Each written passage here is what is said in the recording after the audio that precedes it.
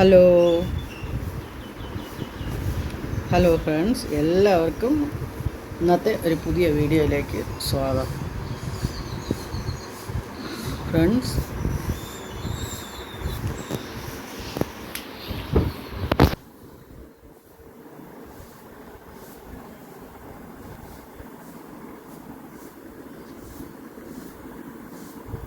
ഇതാരാന്ന് മനസ്സിലായ? ഇവനിപ്പോൾ ഒരു നിരാശ കാമുകനെ പോലെയാണ് കേട്ടോ. ഇവിടെ കിടന്ന് വിളിയും ബഹളവും എല്ലാം ആണ്. ആളിലോടെ ചക്കര അവിടെ കിടന്ന ആടെ കിടന്ന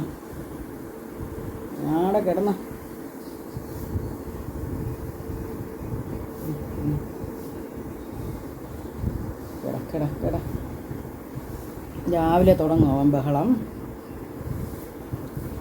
ഇന്നലെ ഡ്രൈ ഫുഡ് തീർന്നു പോയി, പക്ഷേ വാങ്ങാൻ പറ്റിയില്ല. ഇപ്പോഴത്തേക്ക് എല്ലാവരും കുറച്ച് വിഷമത്തിലാണ്. ഇന്ന് രാവിലെ നമുക്ക് കഴിക്കാനുള്ള ചിക്കനാണ് ഉണ്ടായിരുന്നത്. ഇവർക്ക് വേണ്ടിയിട്ടുള്ള ലിവറും പിന്നെ ഗ്രിസാഡൊന്നും ഇല്ല, അതൊക്കെ തീർന്നു പോയി.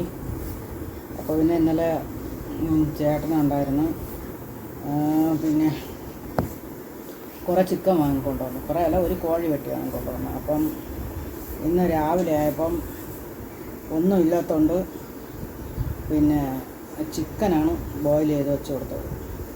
പക്ഷെ കുഞ്ഞു കഴിച്ചില്ല. കുഞ്ഞു എപ്പോഴും ഹീറ്റാണ് കേട്ടോ. കുഞ്ഞുവിന് ഹീറ്റല്ലാതെ വേറെ ജോലിയില്ല. രാവിലെ തുടങ്ങും കുഞ്ഞുവിൻ്റെ വിളി തുടങ്ങും.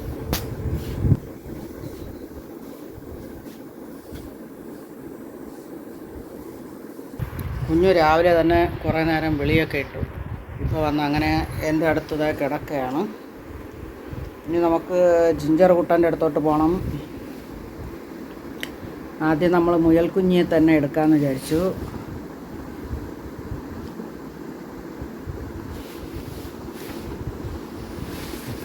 അപ്പോൾ അവൻ അതിനെ തിരിച്ചു, അവൻ കൈ കൊണ്ട് തൊട്ട് തിരിച്ചു വന്നു.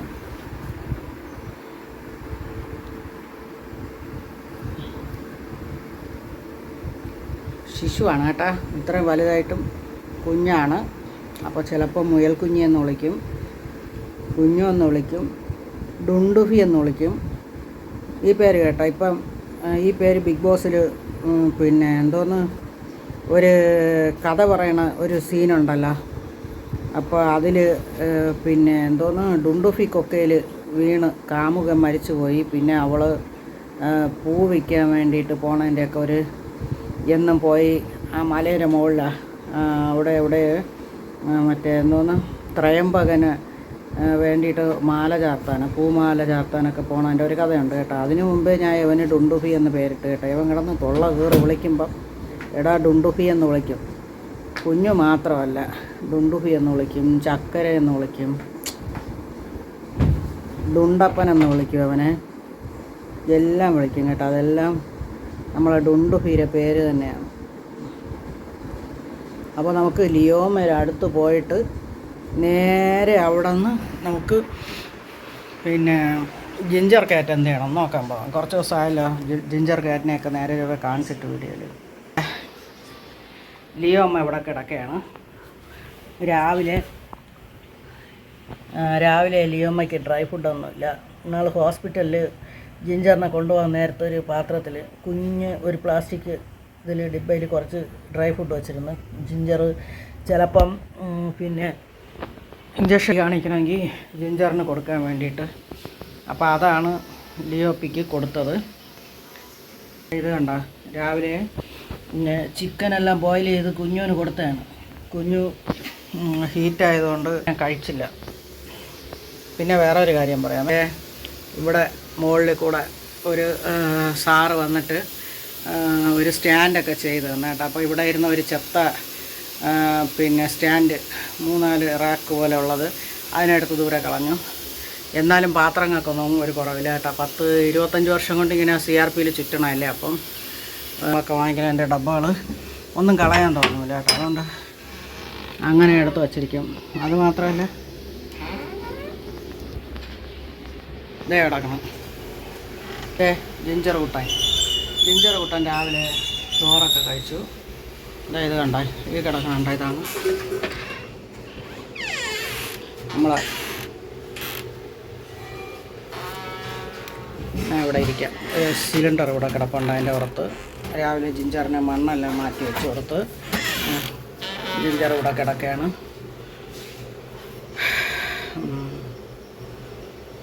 ജിഞ്ചറിന് ഡ്രൈ ഫുഡ് കിട്ടാത്തതിൻ്റെ ഒരു ചെറിയൊരു വിഷമമുണ്ട്. പിന്നെ അല്ല, അത് മാത്രമല്ല വണ്ണം വെച്ച് പൊണ്ണത്തടിയനായി, അതിൻ്റെ ഒരു ആലസ്യമുണ്ട്. ഞാൻ വിചാരിക്കണം ഇനി ഒരു ചെറിയൊരു തുടൽ പോലത്തെ എന്തെങ്കിലും വാങ്ങിയാലേ ജിഞ്ചറിനെയും കൊണ്ട് നടക്കാൻ പോകാൻ പറ്റും. നമ്മളെ ലീഷ് ശരിയാവണില്ല ജിഞ്ചർ കാറ്റിന്. അപ്പോൾ എന്ത് ചെയ്യുന്ന പിന്നെ ലീഷും ഇട്ട് നമ്മൾ വെളിയിൽ കൊണ്ടുപോകുമ്പോഴത്തേക്ക് അവൻ ഒരു റിവേഴ്സ് ഒരു വലി വലിക്കും. റിവേഴ്സ് വലിക്കുമ്പോഴത്തേക്ക് പിന്നെ ആ ലീഷ് അങ്ങ് തുറക്കും. ലീഷ് തുറന്നിട്ട്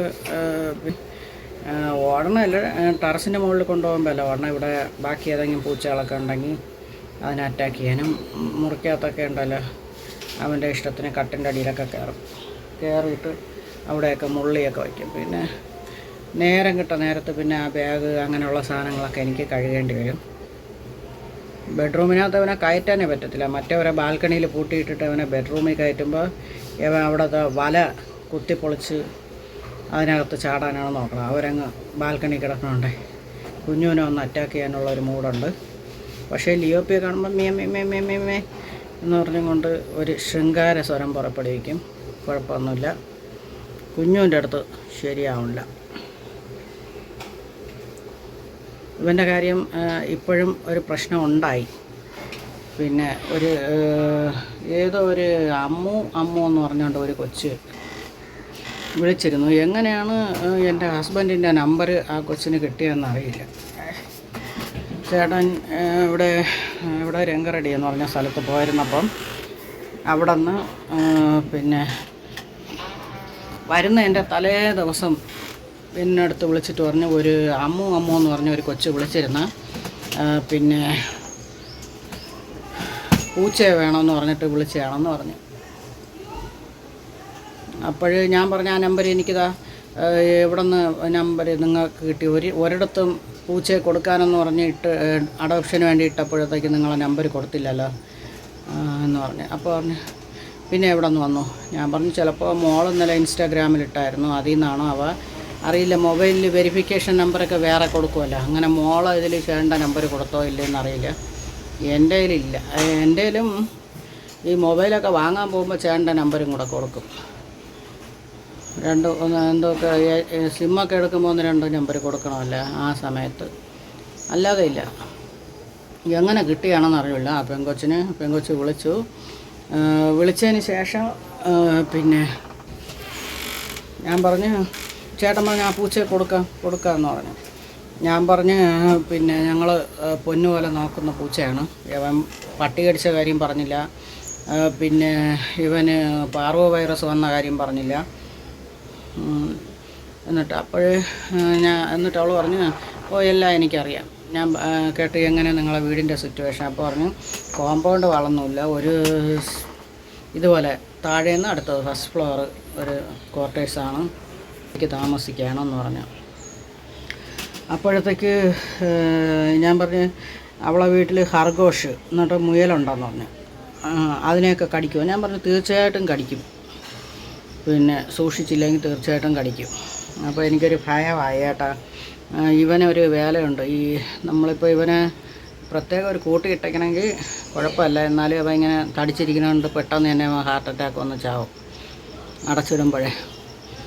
അപ്പോൾ അവൻ്റെ വയറെല്ലാം ചാടി ചില പുലികളിക്ക് ഇറങ്ങുന്ന ആൾക്കാരെ വയറില്ലേ അതുപോലെയാണ്.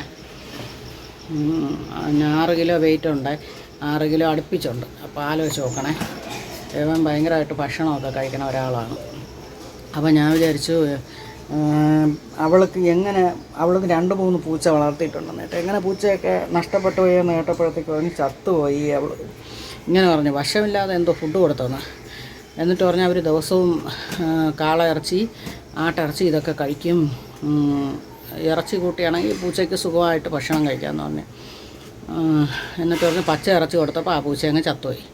അപ്പോൾ ഇവൻ്റെ അസുഖ വിവരങ്ങൾ ഒളിച്ചു വെച്ചും കൊണ്ട് നമ്മൾ ആ കൊച്ചിന് കൊടുക്കുകയാണെങ്കിൽ തീർച്ചയായിട്ടും അവൾക്ക് അറിയാൻ പറ്റില്ല. ഇവന് എന്തെങ്കിലും പ്ലേറ്ററ്റ് കൗണ്ടും മറ്റുമൊക്കെ കുറയുമ്പോൾ ഇവന് ക്ഷീണം കാര്യങ്ങൾ അങ്ങനെ എങ്ങനെയുണ്ട്. ഇപ്പോഴും ശരിയല്ല, പൊണ്ണത്തടിയനായിട്ട് ഇരിപ്പുണ്ട്.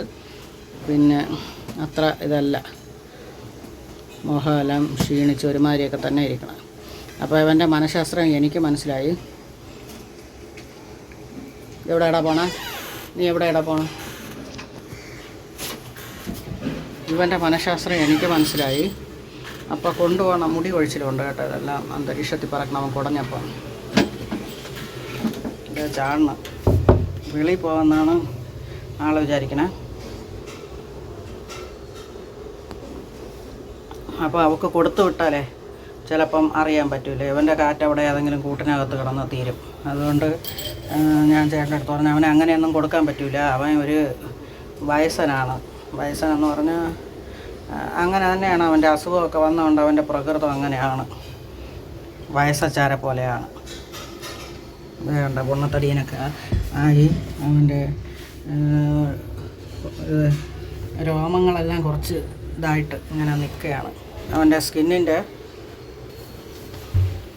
ആ കുറച്ച് ഭംഗിയൊക്കെ അങ്ങ് പോയി.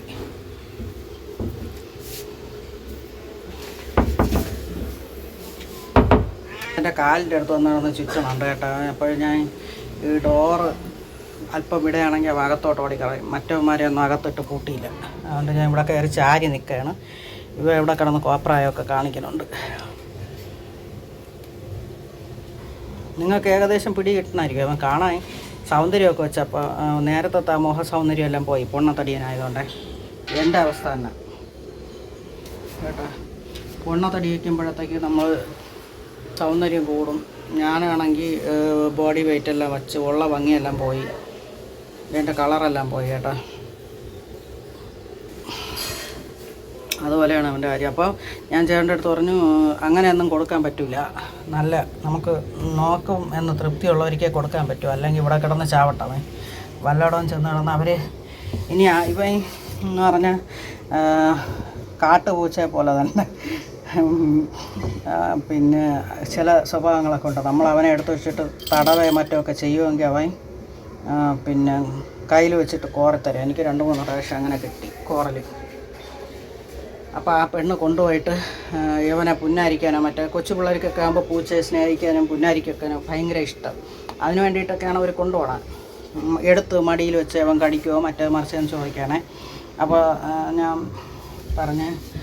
ചേട്ടൻ്റെ അടുത്ത് പറഞ്ഞ് പിന്നെ വല്ലയിടം കൊണ്ടിട്ട് അവനെ അടിച്ച് കൊല്ലണേക്കാട്ടും അവരെ മുയലിനെ പിടിക്കുകയോ ആ കൊച്ചിനെ കടിക്കുകയോ മറ്റോ ചെയ്യുകയാണെങ്കിൽ കടിക്കില്ല. കടി നമ്മൾ കൈ പിൻവലിക്കണതിനകത്ത് കടി അങ്ങനെ വരില്ല. അവൻ്റെ നഖം കൊണ്ടുള്ള ആക്ഷൻ വരും, കുത്ത് കിട്ടും തീർച്ചയായിട്ടും. അപ്പോൾ അവർ തല്ലിക്കൊല്ലാനോ അല്ലെങ്കിൽ തുറന്നു വിട്ട് കളയും. പോടാന്ന് പറഞ്ഞിട്ട്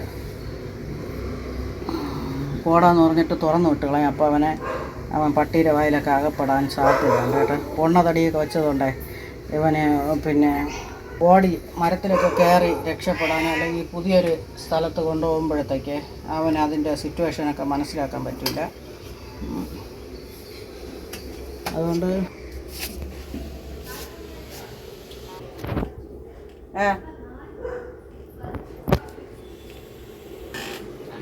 ഇതാ പോയി ഇരിക്കുകയാണേ. കുറച്ച് കഴിഞ്ഞിട്ട് അവനെ നടക്കാൻ കൊണ്ടുപോകാമെന്ന് വിചാരിക്കണം. അപ്പോൾ ഇന്നത്തെ വീഡിയോ ഇത്രയേ ഉള്ളൂ. ലൈക്ക്, ഷെയർ, പിന്നെ സബ്സ്ക്രൈബ് ചെയ്യാനും മറക്കട്ടെ. Okay, bye bye friends. അപ്പോൾ ഷെയർ ചെയ്യാനും ലൈക്ക് ചെയ്യാനും മറക്കല്ലേ.